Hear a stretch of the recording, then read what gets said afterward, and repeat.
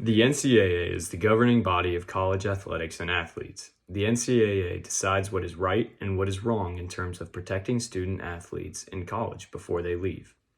For many years, the NCAA has not allowed student athletes to receive endorsements, brand deals, or accept any form of payment regardless of their popularity. There is no greater problem or blessing for a student athlete to become an ambassador for a brand and receive royalties.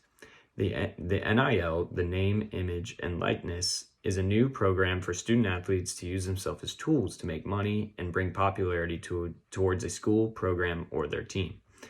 NIL deals are helping so many collegiate athletes become wealthy and find prosperity through their deals, but it also is a curse. In the past, there have been many incidences of pay-to-play in college athletics, under-the-table funding for students through boosters and other endorsements, to have certain athletes choose one school over the other. In the past, many NCAA schools have been able to get away with these, such as SMU, for example.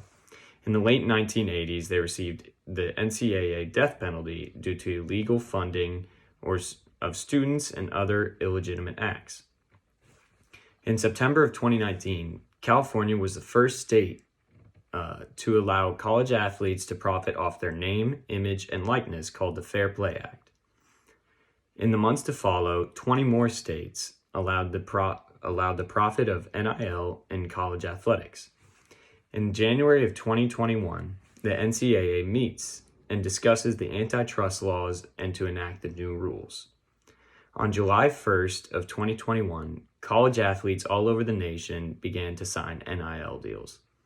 NIL can be very dangerous and helpful in many ways, but it needs to be secured and not exposed.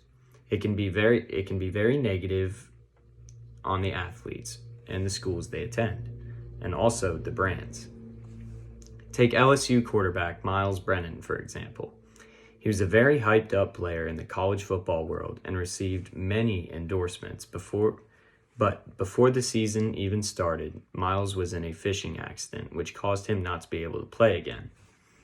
These circumstances are rare, but these brands put in so much effort, time, and money into this athlete, and he was never even able to play a game out of high school. The NIL deals he acquired gave him the money he needed to quit football and retire from the sport completely. It was a long road for the NIL to pass through the NCAA and for them to accept the terms and conditions on this new regulation. These deals have given too much power to the player and causes a heavy head to become unstable.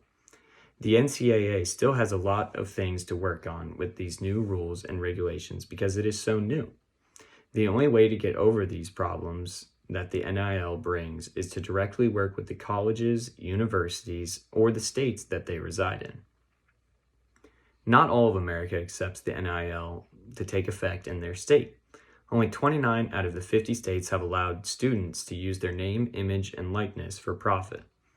In the near future, I believe that all 50 states will allow college athletes to gain profit off of themselves. An argument can be made for the schools that are not allowed to use or are not allowed to participate in the NIL deals, that their students or recruits will take their talents elsewhere and to where they're able to make money. It is also hard to tell how a situation will go down in today's world with so many different ways for someone to make a life for themselves outside of sports. But NIL is a step in the right direction with regards to student athletes. The regulations and contracts in place will be rapidly changing due to the growth and popularity of the new law. To stay ahead of the curve and predicting the worst is what is going to be crucial when deciding what to change.